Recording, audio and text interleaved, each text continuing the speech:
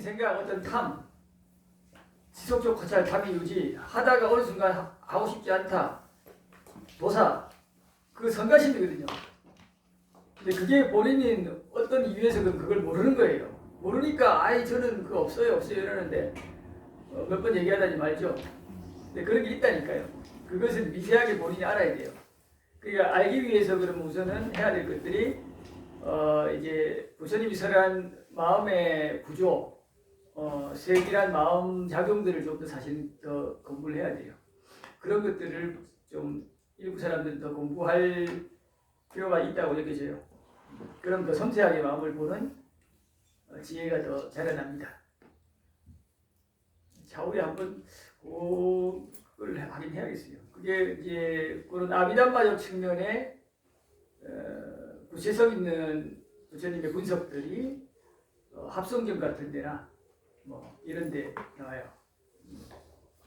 그러면 마음 부수 관련돼서 후대의 아비담마로 정리된 것을 좀 배제하더라도 부처님께서 직접적으로 니카야의 온율장 혹은 그 7년까지 왔다나 뭐 이렇게 같은 그런 최근에 지금 번역돼 가고 있죠. 그런 거 정도 해가지고 중심으로 해서 한번 정리해가지고 공부할 필요 있겠다. 그리고 이제 혹 필요하면 이제 후대 정리한 아비담마도 참고하면 또 이익이 많겠다 생각은 좀 합니다. 참 기회가 또 있을 거예요. 자, 지금은 이제 편안하게 그 좀 이런 얘기를 좀 공유하는 시간이고 생각보다 그 경전들을 아주 빠르게 아까 봤더니 이렇게 준비한 것들을 어느 정도 해서 서두르지 않아도 어느 정도 볼 수 있을 것 같고요. 앞서 이제 너무 빠르게 해서 사실은 건너뛴 것들을 다시 볼 수도 있지만은 좀 지나갔으니까 지금은 지금 시점에서 여러분들이 앞서까지 바른 견해까지 이제 배웠는데요. 이 바른 견해가 일상에서 이제 여러분들 어떻게 적용되는지, 그래서 여러분들의 지난 1년의 삶이 좀 어떻게 변화되는지 어제 이제 개를 중심으로 조금 얘기했는데 이제는 좀 견해 부분에서 여러분들 스스로가 변화된 것을 좀 스스로 좀 알아차리고 그 변화된 견해가 내 삶을 어떻게 또 영리적 조건으로서 또 새로운 조건을 만들어내고 그러면서 확실히 내가 좀 달라졌구나 하는 부분이 드러나는가, 이런 것도 정확하게 본인의 업들을 체크를 해야 지혜가 증량돼요. 그리고 또 이런 견해 입각에서 다른 사람도 똑같이 봐야 돼요. 그렇게 특징으로 지혜로서 살펴보지 않으면 안팎으로 지혜가 자라나는 조건이 더디게 됩니다. 늘 이런 것은 점검해야 돼요. 이런 거를 이제 자꾸 멀리하고 뭘 알아서 되겠지 이러면 어리석어져요. 이게 정확하게 아는 게 결코 그게 매이는 게 아니에요. 알면 더 높이 쉬워져요. 모르니까 자꾸 놓은 것처럼 보이지만 안 놓아져요. 여러분들 생각이 놓으려는 그 결심은 하죠. 놓고자 생각은 하는데 안 놓아진다니까요. 근데 오히려 정확하게 알면 아는 만큼 놓기도 오히려 쉬울 조건이 돼요. 안다고 바로 놓아지는 건 아니지만. 그래서 무엇이든 여러분들이 바른 견해를 배웠으니까 이제는 내가 일단 나 자신에 대해서 업의 조건에 대해서 법에 대해서 미세하게 흐르는 내가 알 수 있는 만큼의 디테일한 부분까지 내가 최대한 알도록 계속 주의를 일으키고, 그거를 모른다, 확실치 않다, 애매하다 스스로 인정하고 희미하게 놔두면 안 돼요. 그건 무조건 어리석음이라고 보면 돼요. 없으면 없다, 본래가 있으면 있다, 이게 탐심이다, 진심이다, 어리석음이다, 이렇게 명징하게 스스로 알고서 해야지. 애매하고 이러면 우리는 없다, 이렇게 넘어가 버리잖아요. 또 모른다라고 잘 안 하고 아닌 것처럼 방어해 버리잖아요. 그게 자기를 자꾸 어리석게 만들어요. 그렇게 해서 성냄으로도 연결되고요, 탐심으로도 연결되죠. 이렇게 계속 번뇌가 정장되는 구조로서 가는 습관들이 범부중생으로서 원하든 원치 않든 강하게 형성되어 있고, 그것은 여러분이 나빠서가 아니고요, 어리석어서가 아니고요,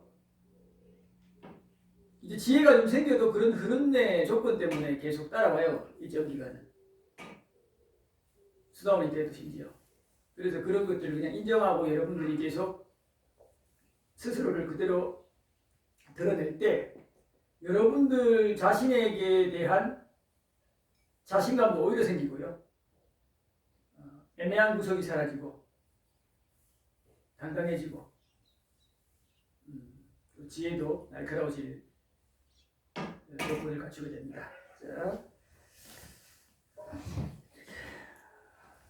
자, 어떻게 자유롭게 이렇게 계는 우리 다 살펴봤으니까, 여러분들 이렇게 보시면서 아까 바른 견해 부분에서 선행과 악행에 대한 결실과 가보도 있다, 그죠? 그 얘기, 이거 굉장히 여러분들 생각에 당연하지 하는데 안 당연해요. 이 얘기가 당연한 얘기 같죠? 여러분들이 한번 깊게 숙고해 보세요. 당연한데 여러분들이 못 받아들이고 있어요. 일부는 받아들이고 있는 경우도 있죠. 근데 습관적으로 안 받아들이려 한다니까요.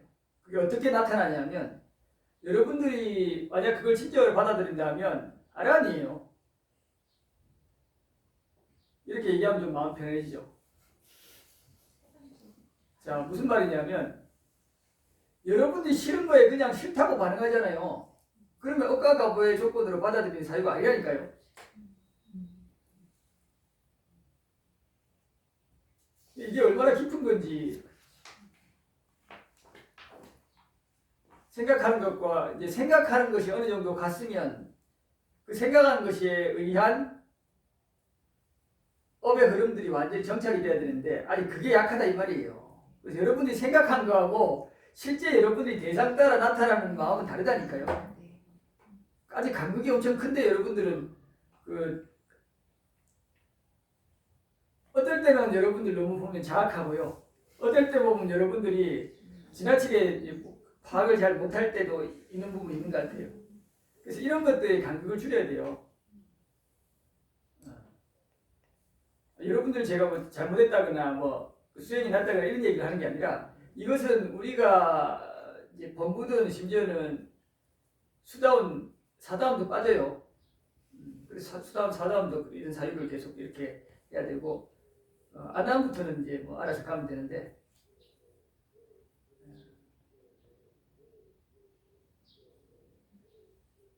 자, 그렇기 때문에 우리가 대상이 일어나면 마음이 대상으로 가죠. 그 대상을 어떻게 해보려잖아요. 그러면 괴로울까요? 괴롭죠. 근데 그렇게 하잖아요. 그러니까 이때 억과 가보의 사유가 있으면 대상을 어떻게 하려는 마음이 굉장히 약해져요. 근데 사유만 갖고 되는 거 아니에요. 이걸 사유를 확실히 해도 우리가 흐르는 업에 있기 때문에 또 끌려가니까 그때 마음챙김 알아차림이 현존해야죠. 들러붙는 걸 탁 빼야죠, 그죠? 그래서 거친 흐름들은 억과 가부의 고해 자유로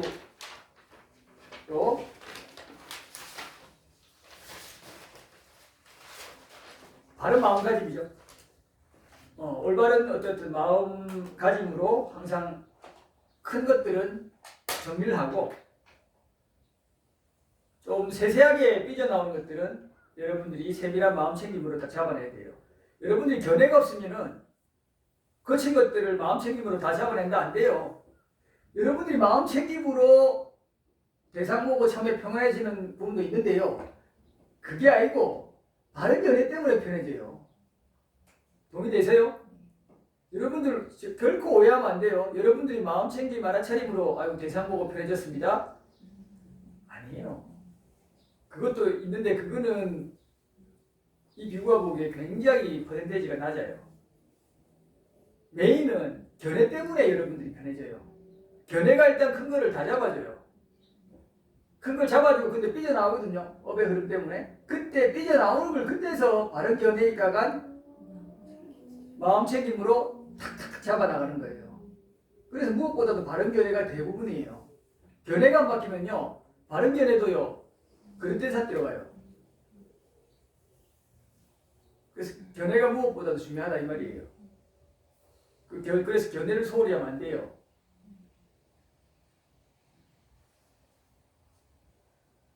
그 견해가 토대가 돼야 내가 마음을 어떻게 쓰느냐. 마음먹기 달렸다 하잖아요. 이것도 견해가 발라야 마음을 바로 먹죠.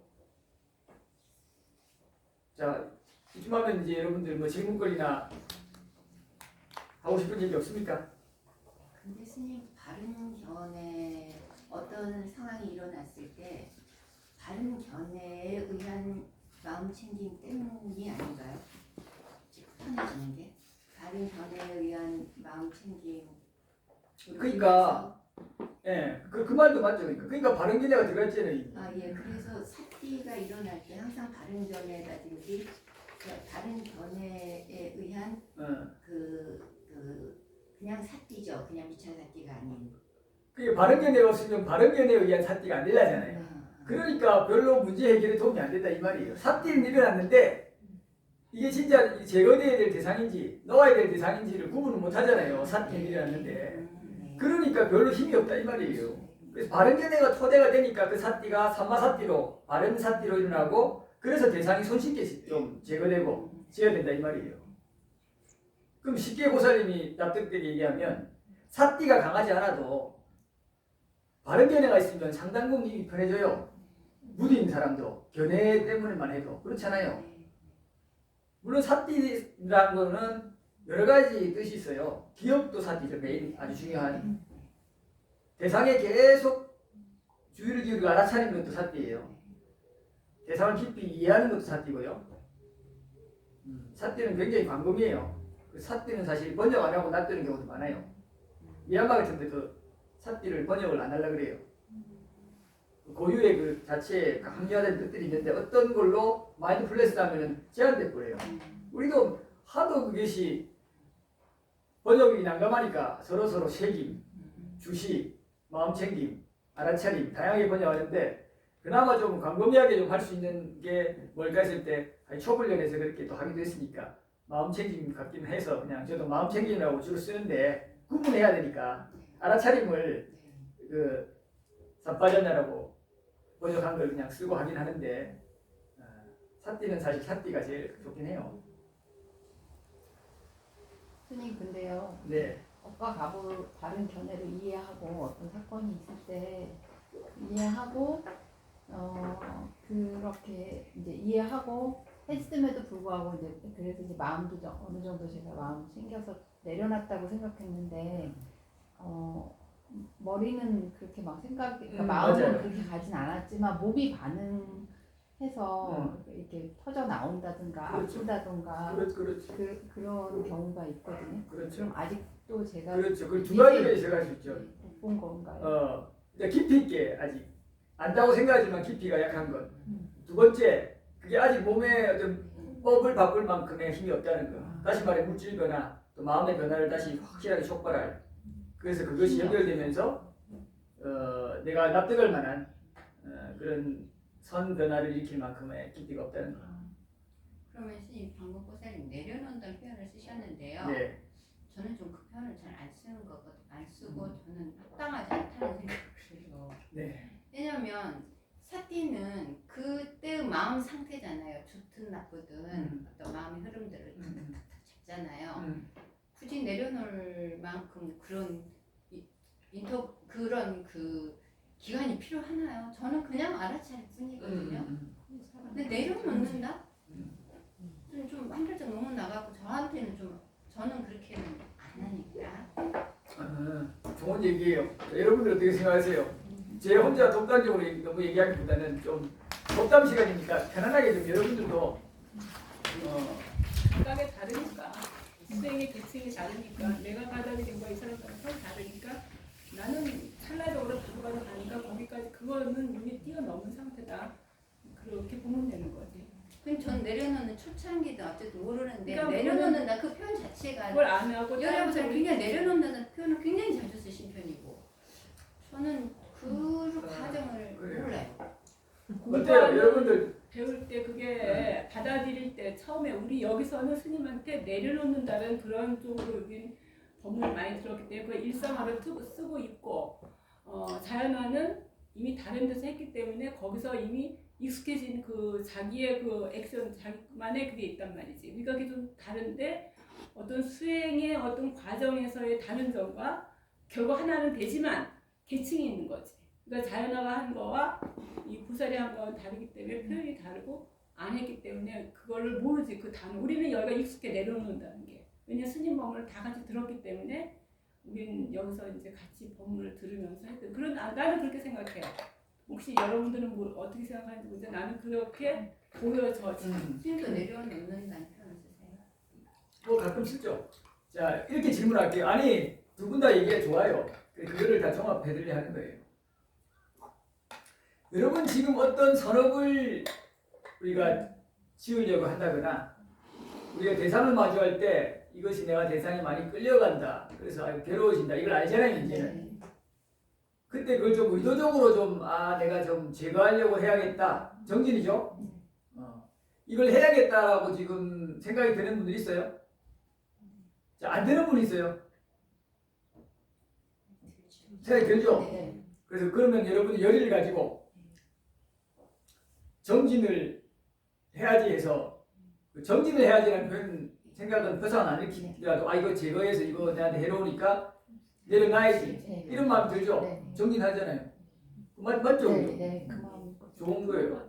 그래서 그 생각에 대한 불편한 생각을 안 하고 있다라고 이제 제가 저를 보고 있었는데 그냥 갑자기 이렇게 몸이 아픈 게 올라온다든지 이럴 때 그러면 내가 잘 모르고 있는 건가? 그러니까 사실 미세하게 다시 보면 어딘가에 불편한 마음이 계속 남아있기 때문에 내 몸이 그러니까 저는 이렇게 사람하고 부딪힐 때 계속 몸이 아프거든요. 그렇죠. 그러면 이제 그게 이게 업과 가보에서 온 일이고 내가 어떻게 할 수 없는 거고 그러니까 그 부분에 대해서 화를 내거나 내가 어떻게 조정하거나 이러지 않아야지 이제 그런 생각을 하고 그렇게 된 마음을 봤다고 생각했는데 몸은 아픈 거죠. 네. 당연히 아프죠. 왜 아프겠어요? 애를 쓰니까 아프잖아요. 그러니까 정진하는 거는 선업을 짓기 위해서 애를 쓰지만 아프잖아요. 우리가 정진 열심히 하고 애쓰면 아프잖아요, 몸이. 안 아파요? 허리도 아프고 아프잖아요. 그렇게 애를 써야 지금 애를 쓰고 있어요, 혹시? 그럼 의도가 많이 들어가죠. 힘들잖아요. 그렇죠. 그렇게 해서 그렇게 또 할 때가 있고 혹시 그냥 애 안 쓰는 사람도 있죠. 애 안 쓰는 사람은 자연스러운 조건으로 그냥 봐서 그냥 사라지고 하는 사람도 있잖아요. 그런 사람은 그렇게 하면 되는 거예요. 스님 근데 이제 저 같은 경우 그 애를 써야 그것이 돼요. 제 수준에서는요.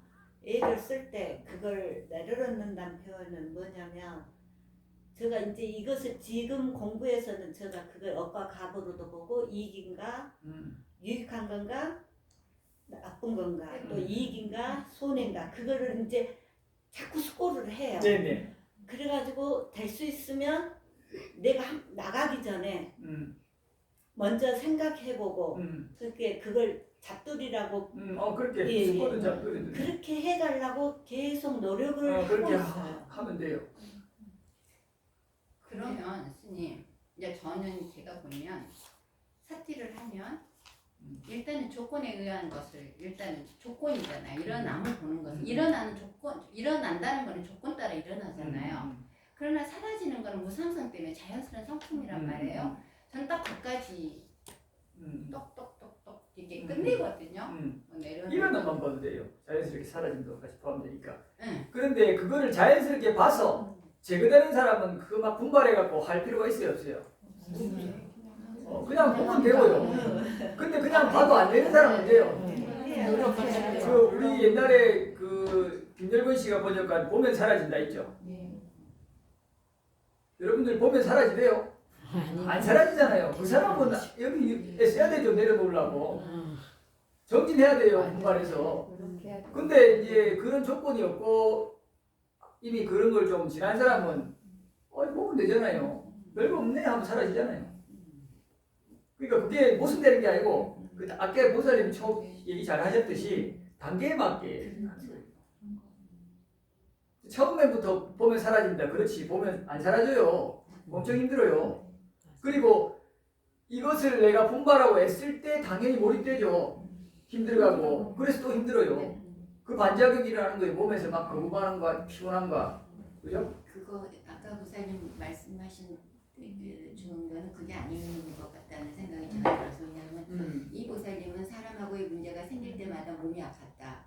근데 사람하고 문제가 생겨서 내가 그걸 해결했다고 했는데 그래도 몸이 아프더라. 그게 왜 그러냐? 네, 맞아요. 그러니까 것 같아요. 네, 그러니까 내가 못 보고 있는, 그러니까 제가 제거하지 못하는, 그러니까 제가 다 머리로 이해하고 배운 대로 생각하고 억가 가보니까 그러면 이런 부분은 내가 어떻게 할 수 없고 제가 수용해야지 하고 넘겼다고 생각했는데도 또 아프다는 그렇죠. 거는 왜냐하면 일단은 보세요.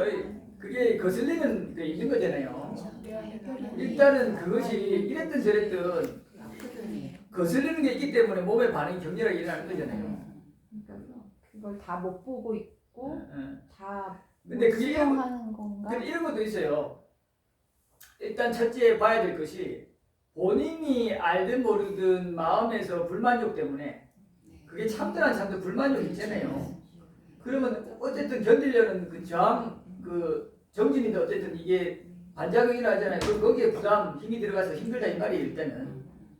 그리고 우리가 그런 어떤 마음의 저항은 없는데 상대의 어떤 기운들이 굉장히 거칠 경우에 그런 저항 없이 그냥 굉장히 피곤함을 느낄 때가 있어요.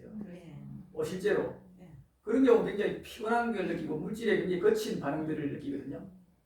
그런 경우도 있어요. 그런 거는 몸이 좀 민감하거나 좀 고도로 몸이 좀 발달되면 그런 현상들이 일어나는데 그거는 이제 본인이 한번 살펴보면 돼요.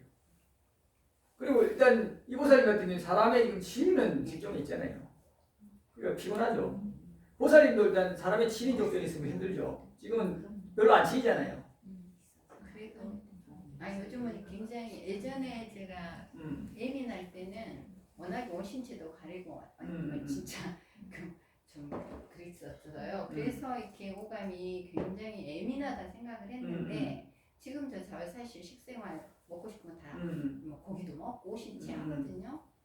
그런데도 특별하게 변화는 그때만큼 예민해졌어요.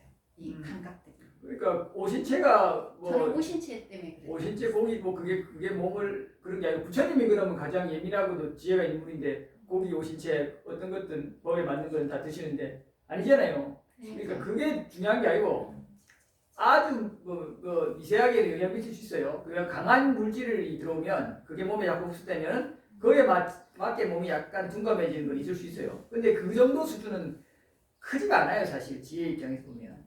근데 그거를 이제 강조하는 쪽은 뭐 도가도 강조하고 하죠. 이 지혜가 깊지 않으니까 그게 굉장히 크게 다가오기 때문에 그 사람들은 자꾸 그런 걸 강조해서 그런 데 집착하는 거예요, 물질에. 근데 마음의 힘이 극강해지면 그런 거 안 따져요. 예를 들면 밀교만 하더라도 어떻게 주장하냐면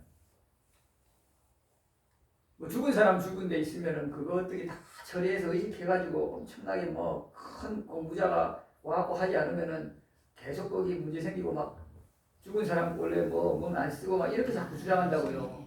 그러니까 그게 이제 물론 수준이 좀 이렇게 지혜 쪽으로 많이 가지 않는 데는 그럴 수 있어요.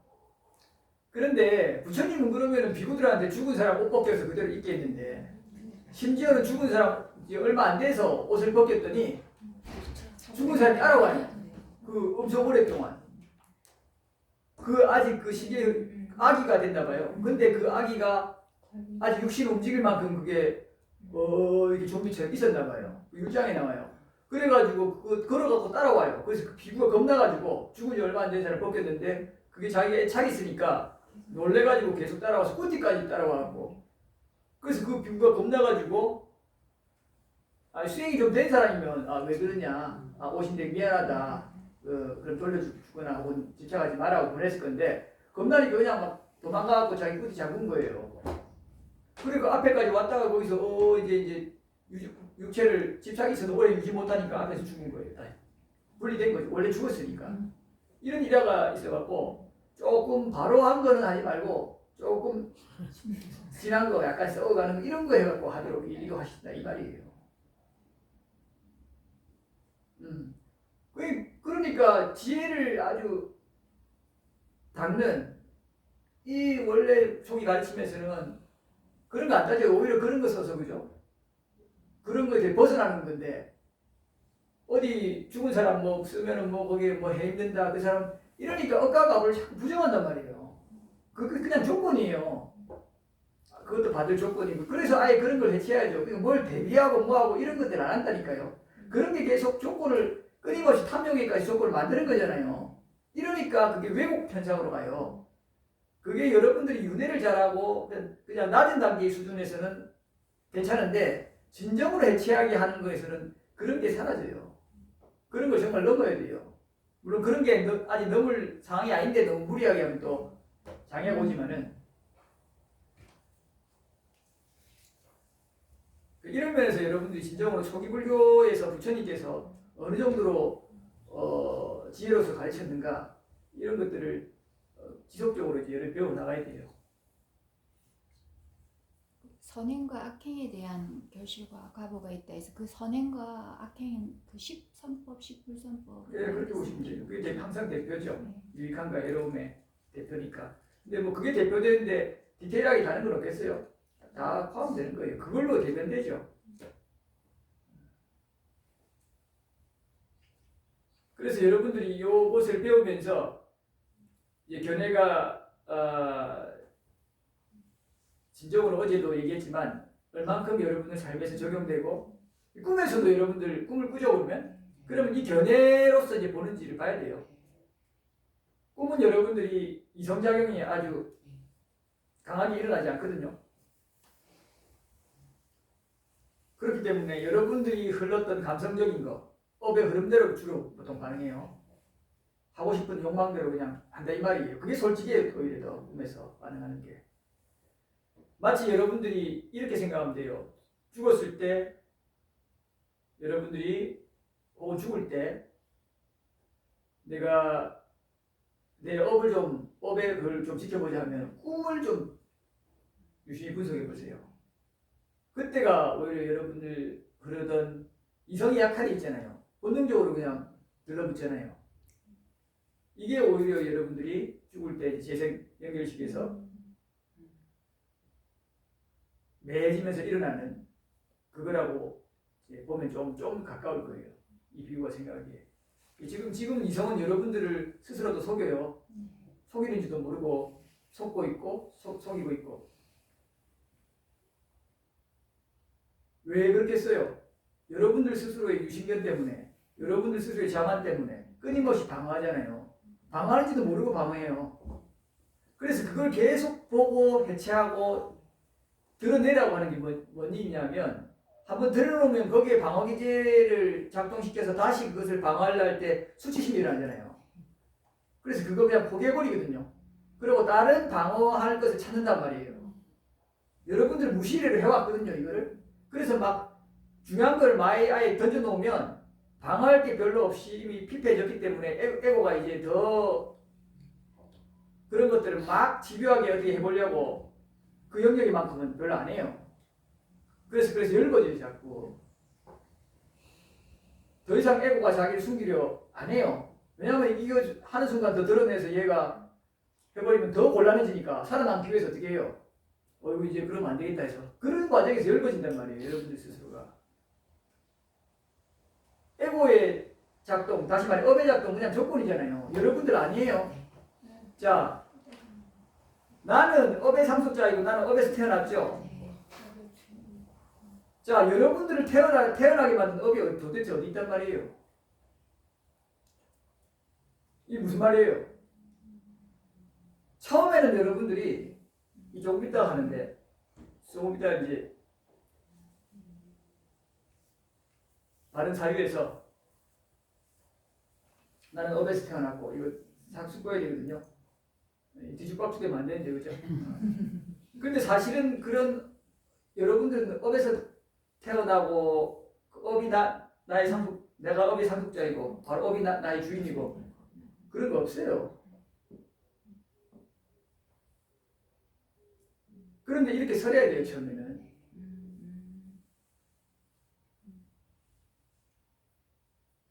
나중에는 이렇게 숙고하지 않아요.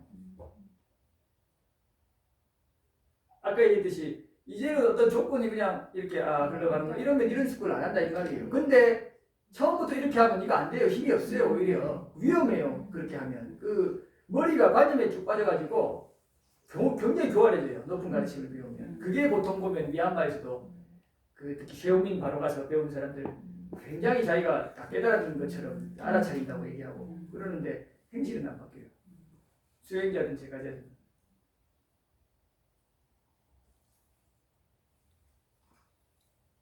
작년에 제가 아프기 시작했을 때요. 되게 제가 이 공부를 한 거에 대해서 감사함이 또 컸거든요. 네네. 왜냐면은 내가 이게 아프게 된 게 그냥 내가 업과 가보에 의한 하나의 조건일 뿐이다. 그리고 이 목이 오랫동안 나중에 알고 보니까 교통사고가 나서 한 20년 지날 때까지 얘는 병대로 이렇게 나빠지고 있었는데 나는 그거를 모르고 있었고 또 그냥 나는 또 아프니까 운동을 해서 항상 늘 안 아프게 유지를 했었는데 어떤 게 더 좋았던 건지는 잘 모르겠다 이제 와서 생각해보니까.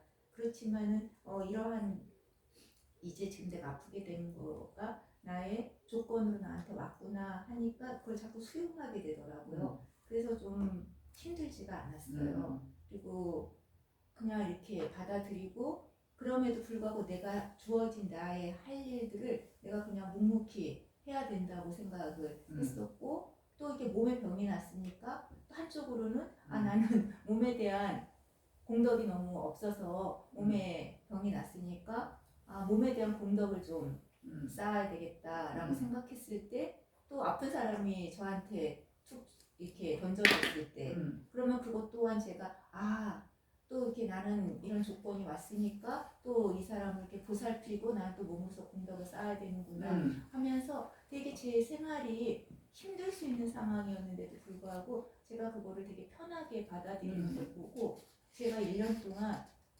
되게 아까 위자보살님이 말씀하실 때 너무 공감했거든요. 저 툭하면은 미경련으로 실려가고 맨날 머리로 괜찮은 거 같다고 생각했는데 몸에서 그렇게 맨날 반응을 했던 사람이었어요. 공감했다고 물지는 마세요. 따로 얘기 마세요.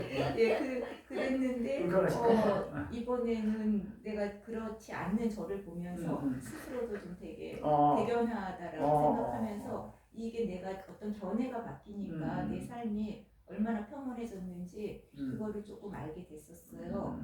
그런데 이제 수술이 끝나고 나서 이제 지금 한 작년 8월부터 시작해서 지금까지 오니까 수술하고 나서는 한 1, 2개월 뒤에는 내가 좋아질 거라는 어떤 기대, 희망이 좀 있었는데 다르게 이제 무릎이 또 아프기 노화가 시작하니까 생겼는데 도사가 일나죠. 이제는 이거는 내가 원하지 않았던 게 생겼는데 이것도 조건이야라고 바라보려고 하는데도 불구하고 조금 이렇게 막 화가 불만족이 막 올라오고 있는 거를 제가 알게 돼요. 그러면은 이건 또 불만족이 올라왔구나라고 생각을 해도 기간이 이제 점점 길어지다 보니까 제가 그거를 이렇게 수용할 수 있는 힘이 좀 이제는 약해졌어요.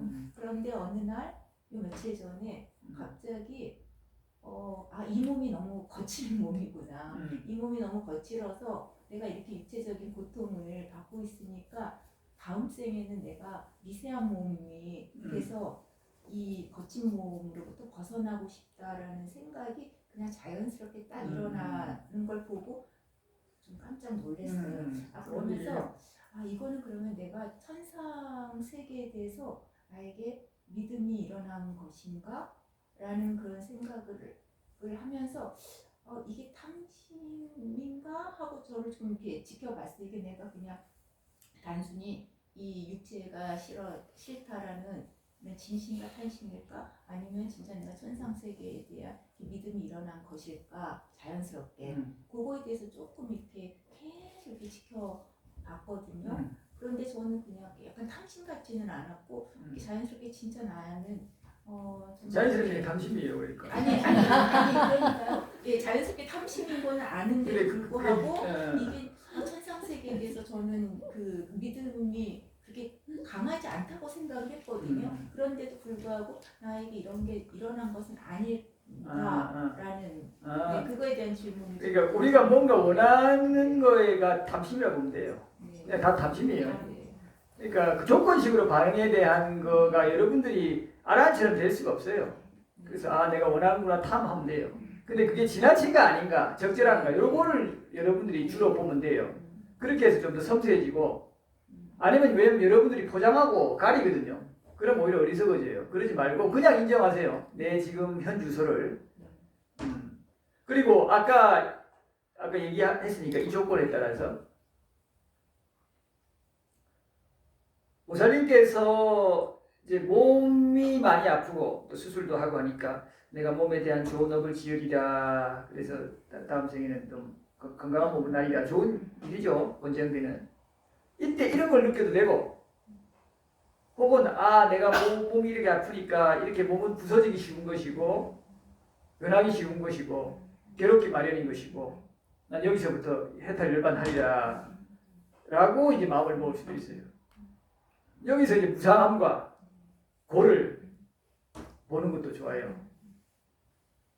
그거는 어떤 게 꼭 좋다기보다는 자기 수행의 단계에 맞게서 자기한테 실제 이때는 아직 그 해탈 열반으로 강하게 흐르지 않았는데 높은 걸 하면 오히려 효과가 약해요.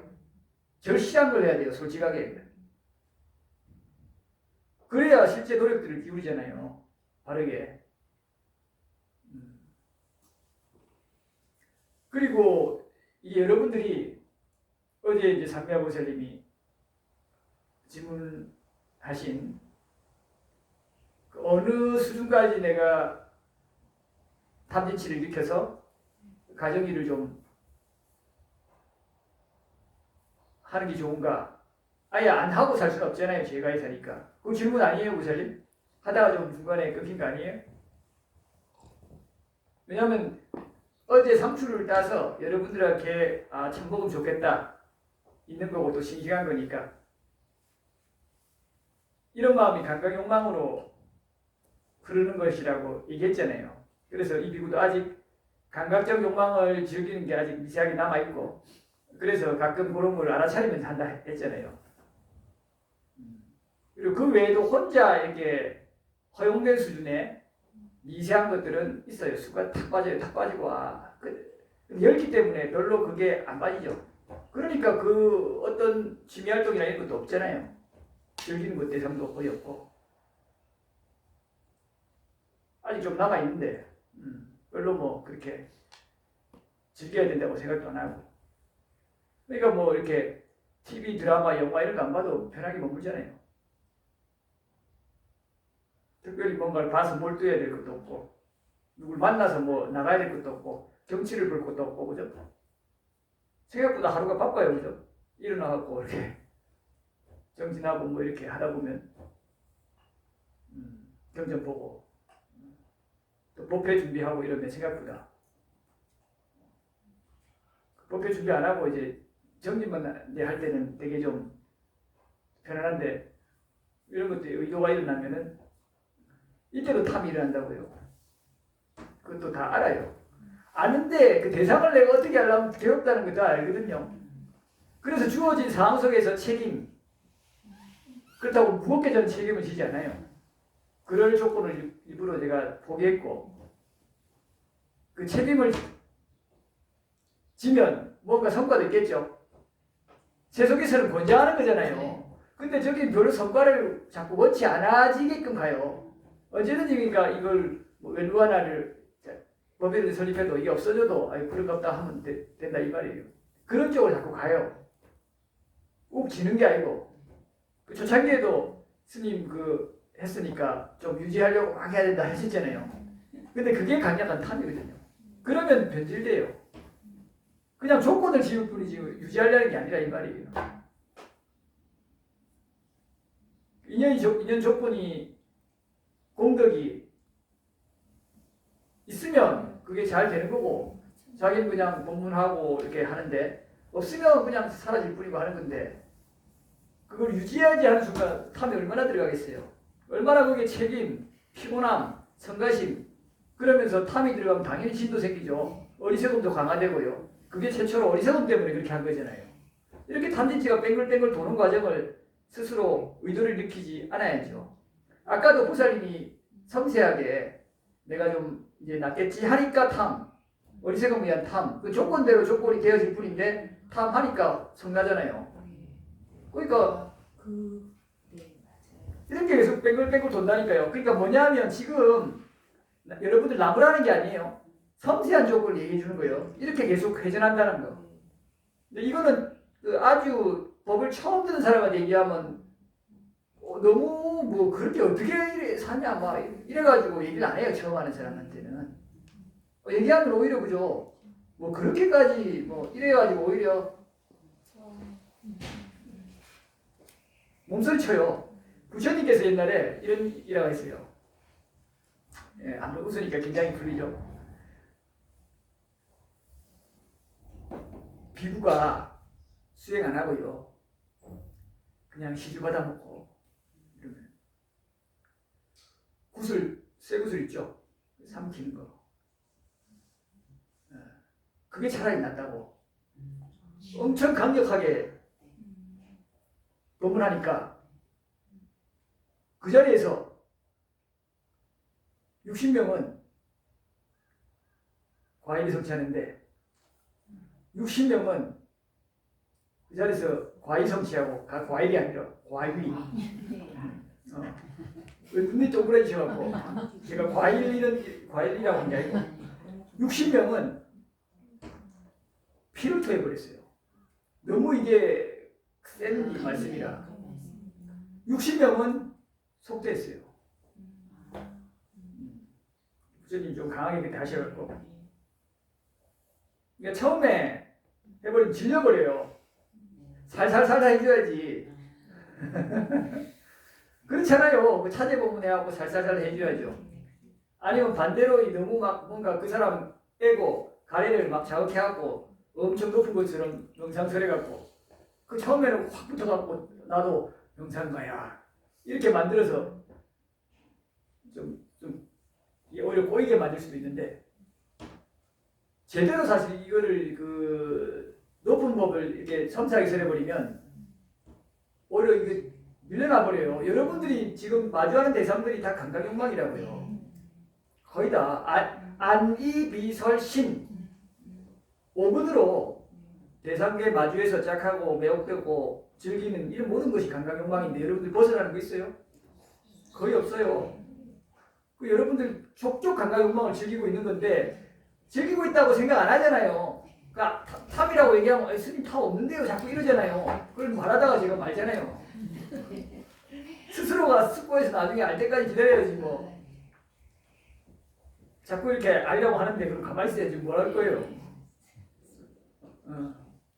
자, 돌아가서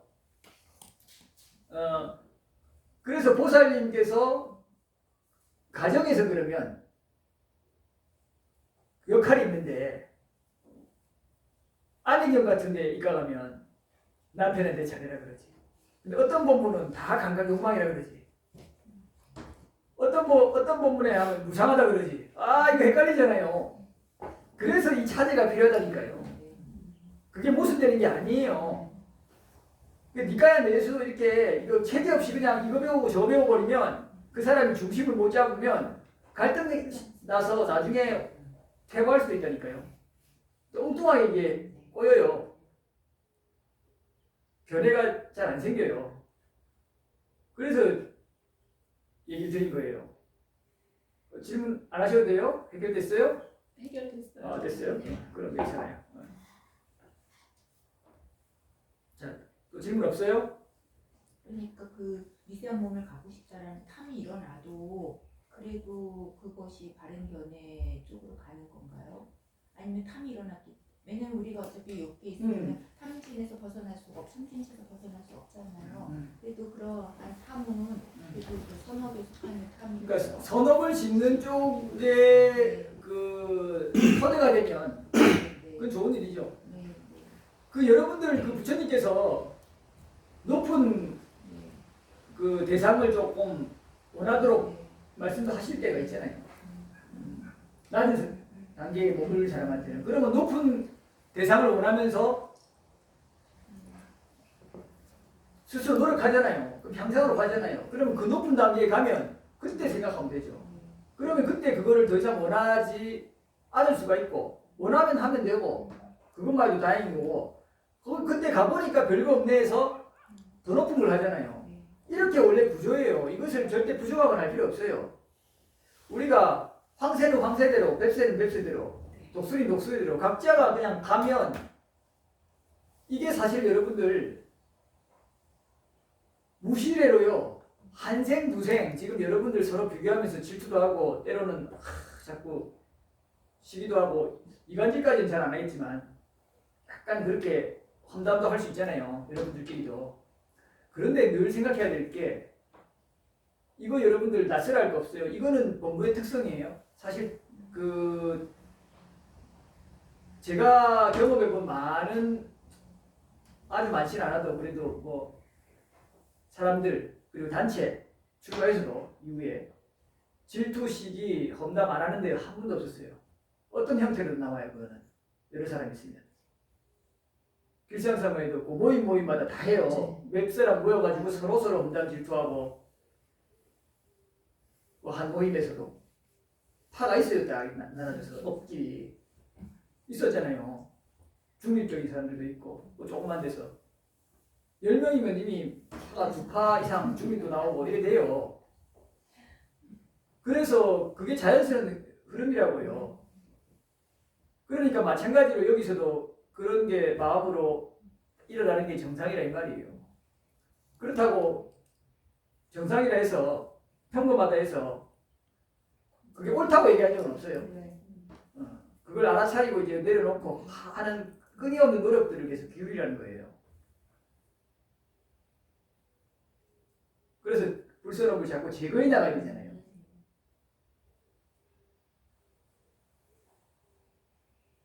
그런 제거하려는 일련의 노력들이 사실 탐일 수가 있어요. 그렇지만 그건 향상으로 가잖아요. 그죠? 그래서 그거는 괜찮아요.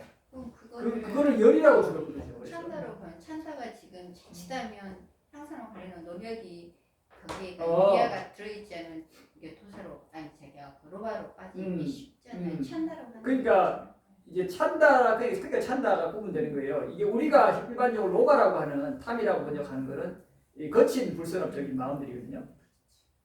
대상에 끈적끈적 붙는 열이도 마찬가지로 붙어요. 붙는데 좋은 쪽으로 향하는 거고 로바는 나쁜 쪽으로 향하는 거예요. 그 로바를 그 열이뿐만 아니라 번역이 나름이에요. 욕구라고 욕망이라고 번역해요. 초불전에서도. 그러면서 욕구와 욕망. 근데 저는 어느 정도 정리가 그러니까, 됐는데 처음에 그거 약간 헷갈렸어요. 그러니까 그게 약간 중립적인 표현이잖아요. 그 욕망 자체는. 욕심은 어때요? 확실히 교과적이죠. 우리 용어에도. 이렇게 구분하면 돼요. 근데 그게 다 사실은 탐이에요. 탐의 기분. 탐의 기분. 여러분들 탐을 여러분들 어렵게 생각할 게 없는 게 아담까지도 탐이 있어요. 탐은 굉장히 뿌리 깊어요. 근본 문명이 떨어질 때 같이 떨어져요. 화는 감각적 욕망은 강한 탐이잖아요. 그거는 미리 떨어지죠. 아담에서. 근데 그 미세한 탐들은 뭔가 원하는 그 생계에 대한 욕망, 무생계에 대한 욕망, 이걸 아담이 가진 탐이거든요. 탐 맞잖아요. 근데 그네들이 그것이 성취가 안 될 때 했을 때 화나겠어요? 안 나요. 목사님은 만약에 어떤 거에 원하는데 성취가 안 되면 약간 불만족 있잖아요. 그 분들은 불만족이 없어요. 훨씬 미세해요. 그래도 탐이에요. 충분히 공감이 되죠. 그러니까 여러분들이 뭔가를 하려고 하는 것이 예를 들면은 하려고 하는 의욕 그 자체가 탐의 영역이라고 볼 수 있어요. 이거를 사실 조금 더 구분해서 봐야 되는데 조금 더 얘기하자면은 이제 그 아비상카라 그러니까 어평성력 정도로 이렇게 보는 게 좋아요. 뭔가 이렇게 끊임없이 하려고 하는 그래서 무명행 이렇게 가잖아요. 이게 아란이 되면 떨어지거든요. 그래서 뭔가를 대상이 나타났을 때 대상에 반응해서 업을 짓는 형태가 아니고 대상 나타나고 그거를 받고 느낌이 또 맞죠? 느낌에서 받고 족족 소멸되는 구조예요. 그런데 이 업 형성력이 있으면 이게 사실 이 비구가 보기엔 탐의 흐름이거든요. 아직. 그러니까 이 탐의 흐름은 로바하고는 좀 달라요. 그보다 훨씬 근원적인 흐름이에요. 뭔가를 자꾸 하려는 형성력. 근데 이것도 탐진치의 법칙에서는 탐이라고요. 제가 보기에는.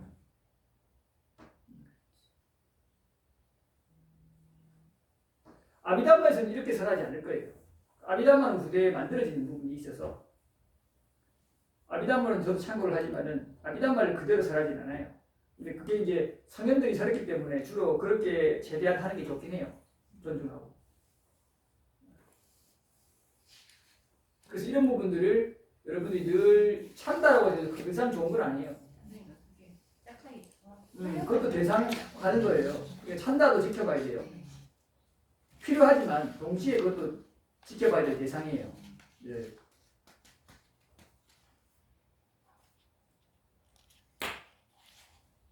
자, 여기까지 하고 좀 쉬었다가요. 그다음 진도 나가죠.